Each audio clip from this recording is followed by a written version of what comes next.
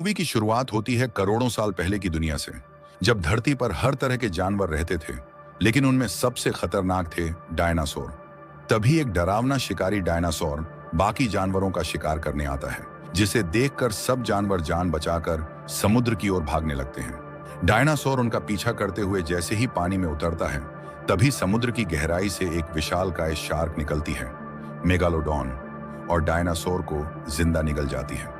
इसके बाद सीन सीधे बदलता है और हमें मौजूदा समय यानी प्रेजेंट डे दिखाया जाता है, जहां जोनास नाम का एक बहादुर आदमी कंटेनर के अंदर से निकलता है। असल में वह एक शिप पर मौजूद था जो समुद्र के बीचों बीच चल रही थी और उस पर कई कंटेनर्स रखे थे। जोनास यहां किसी गैर कानूनी गतिविधि का सबूत इकट्ठा करने आया था। कंटेनर से बाहर निकलकर वो देखता है कि कुछ लोग जहरीले केमिकल से भरे कैन समुद्र में फेंक रहे हैं, तो वो चुपचाप उनकी फोटो खींच लेता है। फिर वह शिप के ऑफिस में जाकर रिकॉर्ड फाइल की तस्वीर लेने की कोशिश करता है, लेकिन वहां एक तोता उसे देखकर शोर मचाने लगता है। गार्ड्स अलर्ट हो जाते हैं और जोनास पर हमला कर देते हैं, लेकिन जोनास अपनी फुर्ती और फाइटिंग स्किल्स से उनसे बचकर भाग निकलता है और कई गार्ड्स को बुरी तरह पीट देता है। मगर गार्ड्स की तादाद ज्यादा होती है, तो जोनास शिप के ऊपर पहुंचता है और वहां से खुद को बचाने के लिए समंदर में छलांग लगा देता है। ठीक उसी समय उसके साथी मैक और रगास एक प्लेन लेकर वहां पहुंचते हैं और जोनास को समय रहते समुद्र से निकालकर बचा लेते हैं। इसके बाद कहानी हमें चीन के ओशियानिक इंस्टीट्यूट हेनान ले जाती है, जहां डायरेक्टर जूमिंग और उसकी इन्वेस्टर हिलरी अपने नए आविष्कार का टेस्ट कर रहे होते हैं। दरअसल जूमिंग की टीम ने एक खास सूट बनाया था जो इंसान की ताकत को कई गुना बढ़ा देता है, और इसे पहनकर इंसान समुद्र की गहराई में भी आराम से मिशन कर सकता है। जूमिंग जब ये सूट पहनकर एक भारी पत्थर को तोड़ देता है, तो सभी हैरान रह जाते हैं। तभी वहां उसकी भतीजी मिंग आती है और अपने अंकल को याद दिलाती है कि आज रात उनकी कंपनी की 10वीं सालगिरह की पार्टी है। इस पार्टी में हमें जोनास भी दिखाई देता है, जो जूमिंग के दोस्त का भाई है और मिंग को गोद लेकर उसका पिता बन चुका है। पार्टी के दौरान जूमिंग स्टेज पर आता है और अपने सभी आविष्कारों के बारे में लोगों को बताता है। वह सबको अपने इंस्टीट्यूट के पूल में मौजूद एक विशाल शार्क दिखाता है, जिसका नाम उन्होंने हाइकी रखा है। ये वही मेगालोडन है जिसे उन्होंने बहुत पहले समुद्र की 20,000 फीट गहराई से पकड़कर लाया था। जूमिंग बताता है कि हाइकी से उन्होंने बहुत कुछ सीखा है और उसी की मदद से अब वह समुद्र की गहराइयों तक जाने की तकनीक विकसित कर पाए हैं। अगले दिन मिंग जोनास से कहती है कि वह उसके साथ समुद्र मिशन पर जाना चाहती है, लेकिन जोनास उसे मना कर देता है, क्योंकि वह अभी बच्ची है और समुद्र के मिशन बेहद खतरनाक हो सकते हैं। तभी वहां रेगास आती है और बताती है कि जूमिंग हाइकी के पूल में चला गया है।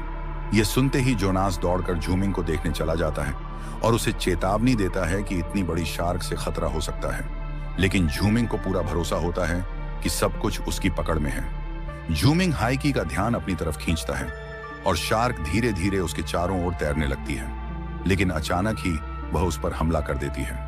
बाहर खड़े जोनास और बाकी सभी लोग घबरा जाते हैं, क्योंकि उन्हें लगता है कि हाइकी ने जूमिंग को मार दिया है। लेकिन तभी जूमिंग पुल से सही सलामत बाहर आ जाता है और बताता है कि शार्क के हमला करने से पहले ही वह पूल से बाहर निकल गया था। इसके बाद जोनास और जूमिंग आपस में बात करते हैं कि पिछले कुछ दिनों से हाइकी का व्यवहार कुछ अजीब सा हो गया है, जैसे वह बेचैन हो।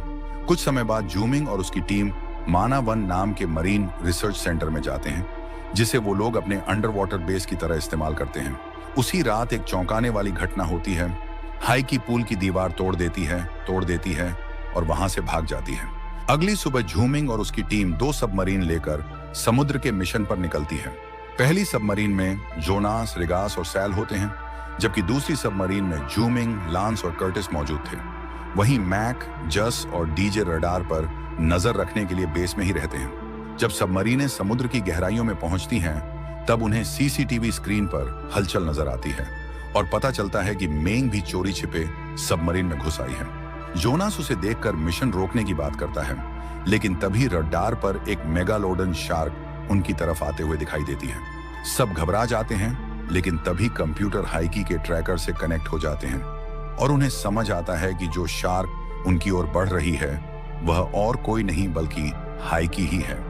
पहले की हाइकी उन पर हमला करती, सबमरीनें समुद्र की थर्मोक्लाइन लेयर के अंदर चली जाती हैं। वहां टीम को एक और मेगालोडन नजर आता है, जो हाइकी से भी कई गुना बड़ा होता है। सभी लोग उसे देखकर दंग रह जाते हैं। झूमिंग सभी को और भी गहराई में ले जाता है, जहां से ऊपर देखने पर उन्हें हाई की एक मेल मेगालोडन के साथ तैरती हुई दिखाई देती है। अब उन्हें समझ आता है कि हाइकी का अजीब व्यवहार इसलिए था क्योंकि यह मेगालोडन के प्रजनन यानी मेल मिलन का समय था। तभी उन्हें समुद्र की गहराई में एक सीक्रेट स्टेशन नजर आता है और वहीं एक दूसरी सबमरीन भी दिखती है जिसमें मोंटेस नाम का आदमी बैठा था। असल में मोंटेस एक अवैध माइनिंग ऑपरेशन चला रहा था और समुद्र से कीमती मिनरल्स चुराने आया था। उसके लोग चट्टानों में ब्लास्टिंग के लिए बम लगा रहे थे।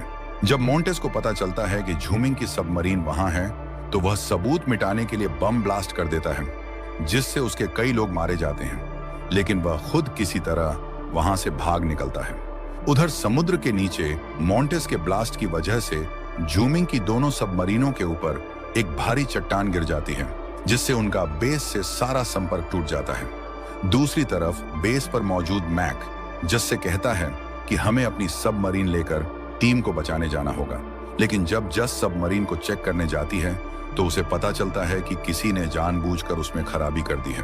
अब मैक को शक होने लगता है कि उनकी अपनी ही टीम में कोई गद्दार छिपा हुआ है। इस बीच सैल किसी तरह बेस से संपर्क करने में कामयाब हो जाती है और अब जोनास और मैक एक दूसरे से बात कर पाते हैं। मैक जोनास को बताता है कि रेस्क्यू के लिए इस्तेमाल होने वाली सबमरीन अब काम नहीं कर रही है। यह सुनकर जोनास एक बड़ा फैसला लेता है। वह स्पेशल सूट पहनकर समुद्र की गहराई में बने उस सीक्रेट स्टेशन तक पैदल जाने का प्लान बनाता है। लेकिन परेशानी ये थी कि उस सूट में सिर्फ 2 घंटे की ऑक्सीजन थी, इसलिए उन्हें जल्द से जल्द स्टेशन तक पहुंचना जरूरी था। फिर सभी लोग सबमरीन से बाहर निकलते हैं और पैदल समुद्र की सतह पर चलना शुरू करते हैं। रास्ते में जोनास को झूमिंग और बाकी बचे लोग भी मिल जाते हैं। यह समुद्री इलाका दिखने में बेहद खूबसूरत था क्योंकि वहां चमकने वाले अजीब पौधे मौजूद थे। लांस जब इन पौधों को नजदीक से देखता है, तभी अचानक एक अजीब सा समुद्री जीव वहां आ जाता है। टीम किसी तरह उसे डराकर भगा देती है और फिर वे आगे बढ़ते हैं। तभी अंधेरे में हलचल होती है और जब सब पीछे मुड़ते हैं तो देखते हैं कि वह खतरनाक क्रीचर लांस को उठाकर ले जा चुका है। यह देख सब बुरी तरह डर जाते हैं और तेजी से स्टेशन की ओर भागते हैं। उधर मैक, डीजे और जस को सीसीटीवी फुटेज और एम्प्लॉय रिकॉर्ड्स खंगालने का काम देता है ताकि यह पता चल सके कि उनकी टीम में छिपा हुआ गद्दार कौन है। इसी बीच एक चौंकाने वाला सच सामने आता है। मोंटेस हिलरी से संपर्क करता है और अब हमें पता चलता है कि मोंटेस असल में हिलरी के लिए काम कर रहा था।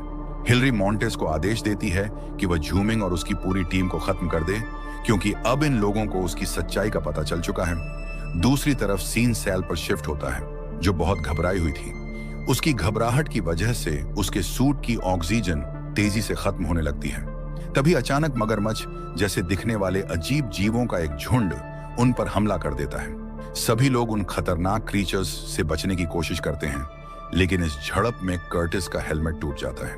उसी वक्त झूमिंग देखता है कि मेंग खतरे में है, तो वह जल्दी से एक फ्लेयर जलाकर उन जीवों को डरा देता है और मेंग को बचा लेता है। कुछ दूर आगे बढ़ने के बाद सभी लोग मोंटेस के बनाए सीक्रेट स्टेशन तक पहुंच जाते हैं, लेकिन वहां पहुंचते ही 2 मेगालोडन शार्क्स आ जाती हैं और टीम पर हमला कर देती हैं। काफी संघर्ष के बाद वे किसी तरह खुद को बचाकर स्टेशन के अंदर पहुंचते हैं, लेकिन भागते वक्त सैल ठीक से सांस नहीं ले पाती और पानी में गिर जाती है, जिसका फायदा उठाकर एक शार्क उसे मार देती है। अब बचे हुए लोग जल्दी से स्टेशन का गेट बंद कर लेते हैं, जिससे शार्क उनका पीछा छोड़ देती है। पर मुसीबत यहीं खत्म नहीं होती। कर्टिस के हेलमेट के टूट जाने से उसके सूट में प्रेशर बनना शुरू हो जाता है और वह दम घुटने से मर जाता है। अब सिर्फ 4 लोग बचे थे, जोनास, मेंग, झूमिंग और रिगा। चारों अपने सूट उतारकर स्टेशन के अंदर जांच शुरू करते हैं। मेंग कंट्रोल रूम में जाकर बेस में मौजूद मैक से संपर्क करने की कोशिश करती है।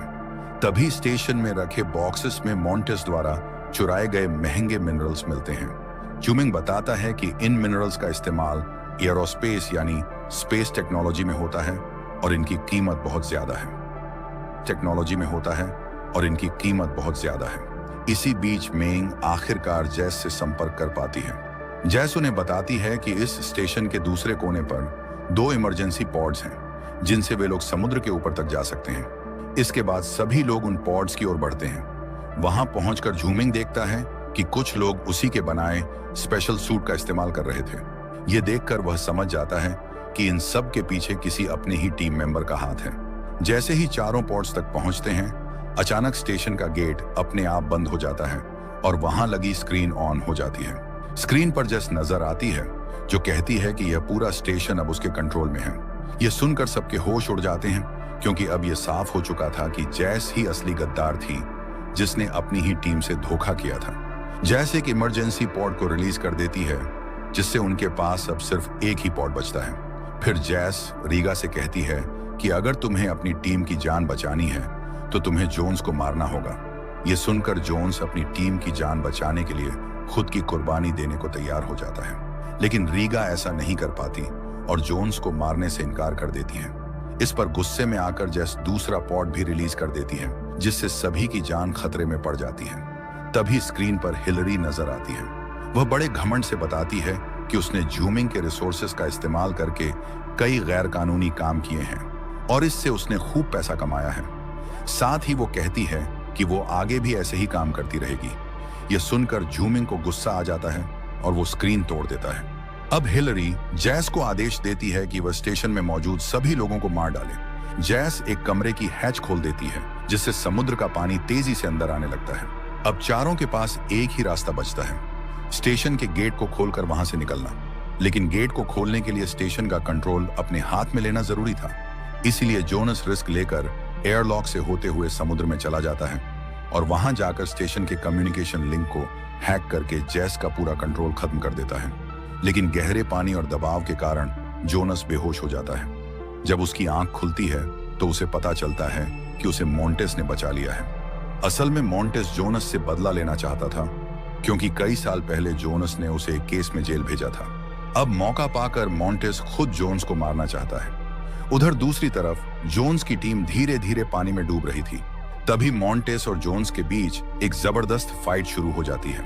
इस फाइट में जोन्स मोंटेस को पानी में धक्का देकर नीचे गिरा देता है और तेजी से कंट्रोल रूम में पहुंचता है।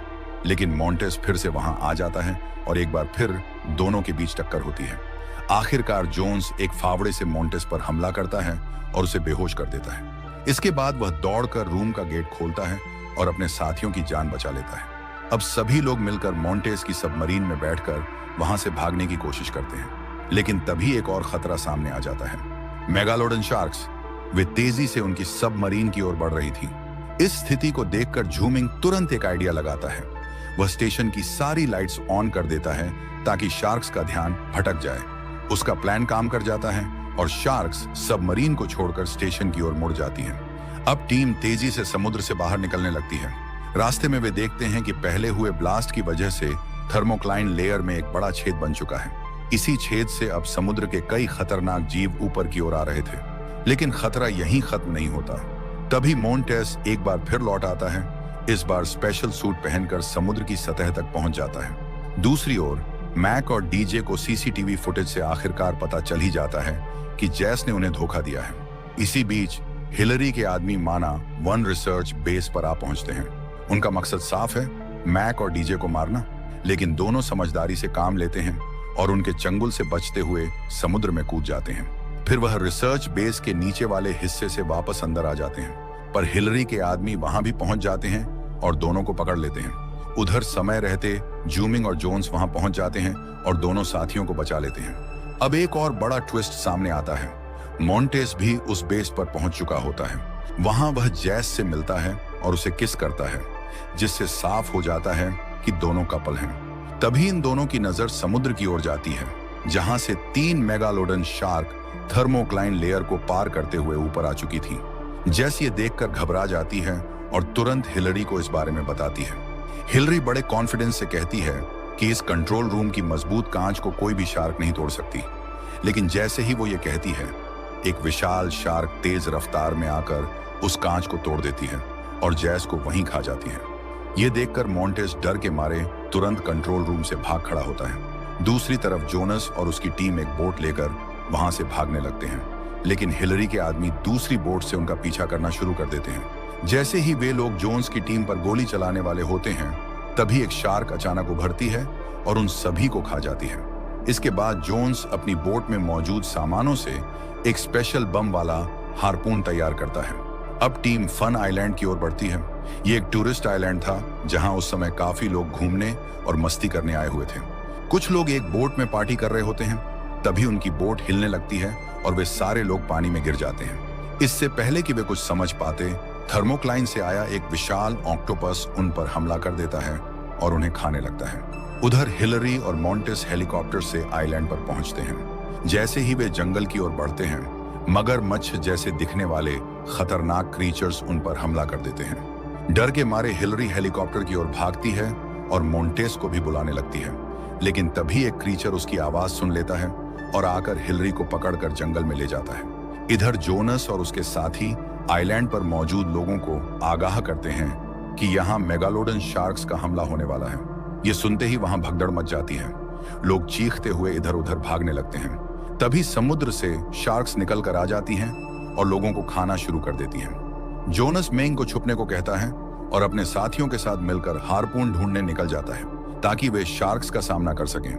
वहीं डीजे और रीगा एक पुराने शेड में छुप जाते हैं, जहां से वे देखते हैं कि उन खतरनाक क्रीचर्स ने हिलरी के आदमियों पर हमला कर दिया है और उन्हें खा रहे हैं। उधर जोनस को एक जेट स्की मिलती है।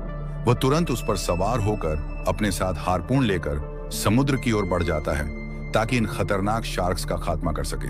दूसरी तरफ मैक और जूमिंग एक वेयर हाउस में पहुंचते हैं, जहां उनका मकसद था बम बनाने के लिए नाइट्रेट ढूंढना। दोनों जल्दी जल्दी अलग अलग जगह खोजने लगते हैं, लेकिन तभी एक नई मुसीबत आ जाती है। हिलरी के आदमी, जो क्रीचर्स से बचते बचाते उसी वेयर हाउस में आ पहुंचते हैं। वे लोग तुरंत मैक और जूमिंग पर बंदूक तान देते हैं। अब स्थिति बेहद गंभीर हो चुकी थी। उधर समुद्र में जोनस शार्क से बचते हुए पानी में गिर जाता है। शार्क तेजी से उसकी ओर बढ़ रही थी, लेकिन जोन्स भी कहां हार मानने वाला था। वह तेजी से तैरते हुए जेट स्की की ओर भागता है। जैसे ही शार्क उसे पकड़ने आती है, जोन्स तेजी से जेट स्की स्टार्ट करता है और वहां से निकल भागता है। इसी बीच रीगा और डीजे भी क्रीचर्स से बचते हुए उसी वेयर हाउस में आ जाते हैं। हिलरी के आदमियों को अब एक साथ 4 लोगों पर नियंत्रण मिल गया था। मैक, जूमिंग, रीगा और डीजे सभी को बंधक बना लिया गया था। पर यहाँ जूमिंग दिमाग से काम लेता है। वह हिलरी के आदमियों को बातों में उलझाने लगता है और इशारे में डीजे को एक बटन की ओर धक्का देता है। जैसे ही डीजे बटन दबाता है, वेयर हाउस का गेट पूरी ताकत से खुल जाता है और बाहर खड़े खतरनाक क्रीचर्स अंदर घुस आते हैं। जैसे ही क्रीचर्स को इंसान दिखते हैं, वे सीधे हिलरी के आदमियों पर टूट पड़ते हैं। वहां अफरा तफरी मच जाती है। इसी बीच जूमिंग के साथी नाइट्रेट का बैग उठाकर वहां से बाहर निकल जाते हैं। अब डीजे और रीगा एक कोने में पड़े फोन से इमरजेंसी टीम को कॉल करते हैं और तुरंत मदद भेजने की अपील करते हैं। वहीं दूसरी ओर मैक और जूमिंग तेजी से हिलरी के हेलीकॉप्टर की तरफ भागते हैं, लेकिन हेलीकॉप्टर के पास भी एक क्रीचर मौजूद था। जूमिंग आगे बढ़ता है और जानबूझकर उस क्रीचर का ध्यान भटकाता है ताकि मैक हेलीकॉप्टर में सुरक्षित पहुंच सके। क्रीचर अब गुस्से में जूमिंग पर हमला कर देता है, लेकिन जूमिंग बहादुरी से उसका सामना करता है और एक फावड़े से उसे जोरदार वार करके मार देता है।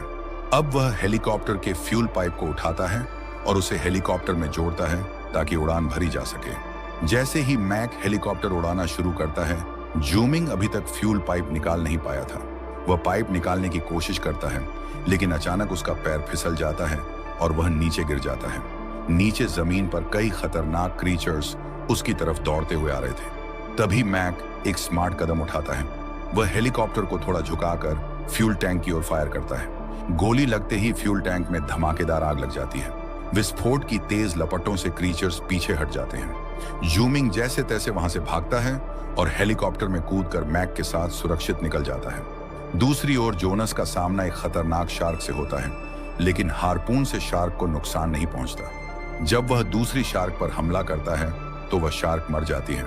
जोन्स अपना आखिरी हार्पून फेंकने ही वाला था कि मॉन्टेस उसे गोली मार देता है, जिससे हार्पून गिर जाता है। इसी बीच समुद्र के किनारे एक भयंकर ऑक्टोपस आता है और लोगों पर हमला करता है। मेंग एक महिला को बचाने के लिए पानी में जाती है और जूमिंग भी मदद के लिए नीचे उतरता है, लेकिन ऑक्टोपस हेलीकॉप्टर पकड़ लेता है। जूमिंग अपना खुद का बॉम्ब लेकर दूर कूद जाता है और हेलीकॉप्टर समुद्र में गिर जाता है। जोन्स की जेट्स एक शार्क से टकराती है, जिससे वह ब्रिज पर कूद जाता है, लेकिन शार्क जंजीरों में फंस जाती है और जोन्स नीचे गिर जाता है। मॉन्टेस ब्रिज पर गोलियां चलाता है, लेकिन जोन्स उसे लकड़ी से चोट पहुंचाकर पानी में गिरा देता है। जहां शार्क मोंटेस को खा जाती है। जूमिंग ऑक्टोपस से लड़ता है और बॉम्ब फोड़ देता है, लेकिन ऑक्टोपस उसे फिर से पकड़ लेता है। तभी हाइकी आकर ऑक्टोपस को मारकर जूमिंग की जान बचाती है। इसके बाद जूमिंग हेलीकॉप्टर में फंसे मैक को बचाता है। जोनस एक शार्क को पास आते देख हेलीकॉप्टर के रोटर से पानी में कंपन करके उसे अपनी ओर बुलाता है और रोटर से हमला कर उसे मार देता है। अंत में सभी बचे हुए लोग किनारे पर पहुंचते हैं। जूमिंग हाइकी को अपने डिवाइस से मैसेज भेजकर दूर जाने को कहता है, जो वह मान जाती है। तभी कोस्ट गार्ड के हेलीकॉप्टर आकर सभी को बचा लेते हैं। फिल्म खत्म होते होते सब खुश होते हैं और कहते हैं कि शायद हाइकी प्रेग्नेंट है और कहानी यहीं खत्म हो जाती है।